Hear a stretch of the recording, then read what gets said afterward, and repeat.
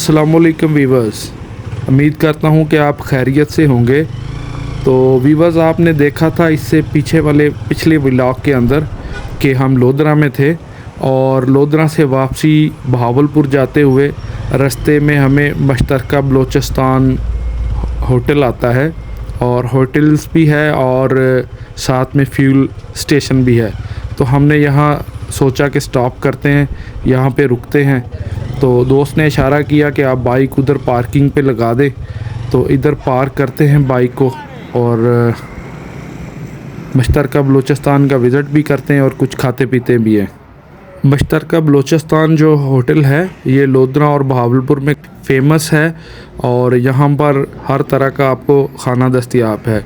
अब तो इन्होंने फ़ास्ट फूड का भी पॉइंट खोल लिया है। तो चलिए चलते हैं टक शॉप के अंदर। और इनकी टक शॉप जो है वो काफ़ी मज़ेदार है और तरह तरह के यहाँ इनके पास बिस्किट और ड्राई फ्रूट और बहुत सारी चीज़ें कि जो आप सफ़र में बच्चों के साथ खा सकते हैं और बच्चे एंजॉय कर सकते हैं, वो सारी चीज़ें टक शॉप के अंदर दस्तयाब हैं।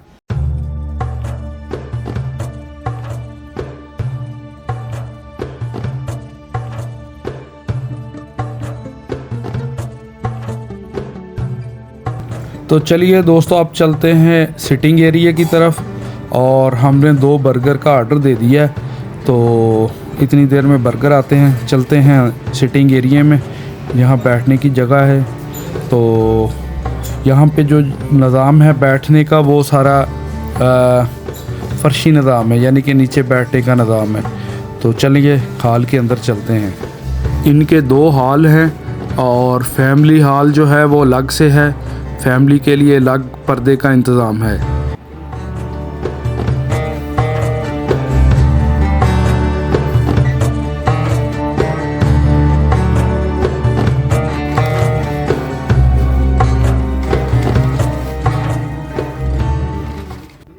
दोस्तों, हमने खाना खा लिया और बर्गर थे और चाय थी। तो अब चलते हैं बाहर ओपन एरिया की तरफ, जो इनका ओपन सिटिंग है वहाँ चलते हैं। और इनके जो है ना बड़े बड़े ग्रासी ग्राउंड है, तो उधर चलते हैं। तो ये इनका जो है ना वो पार्किंग एरिया है जहाँ पे गाड़ियाँ खड़ी करते हैं। तो अब आ गए हम उधर जहाँ पे इनका ग्रासी ग्राउंड है और जहाँ इनके इवेंट या फंक्शन या शादी वगैरह की यहाँ तकरीब करते हैं। और ये वो जगह है और बड़ा ही प्यारा और ख़ूबसूरत ग्रासी ग्राउंड है। और सामने जो ना वो सेल्फ़ी बनाने के लिए इन्होंने थोड़ा सा वो बनाया हुआ है। तो उधर भी चलते हैं, करीब जाके देखते हैं। तो ये करीब का व्यू आप मुलाज़ा फरमा रहे हैं।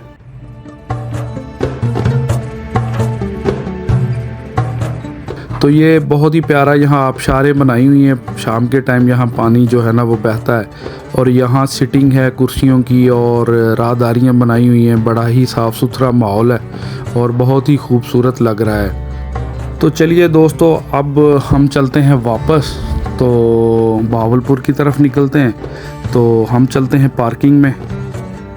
तो दोस्तों, आप निकल पड़े हैं बहावलपुर की तरफ और यहाँ से बहावलपुर का जो फासला है वो तकरीबन 10 किलोमीटर है। और अब हम पहुँच गए हैं आदमवान पुल के ऊपर, जो ट्रेन का पुल है जिसके नीचे से ट्रेन गुज़रती है और ये लोधरा में ही वाक़या है।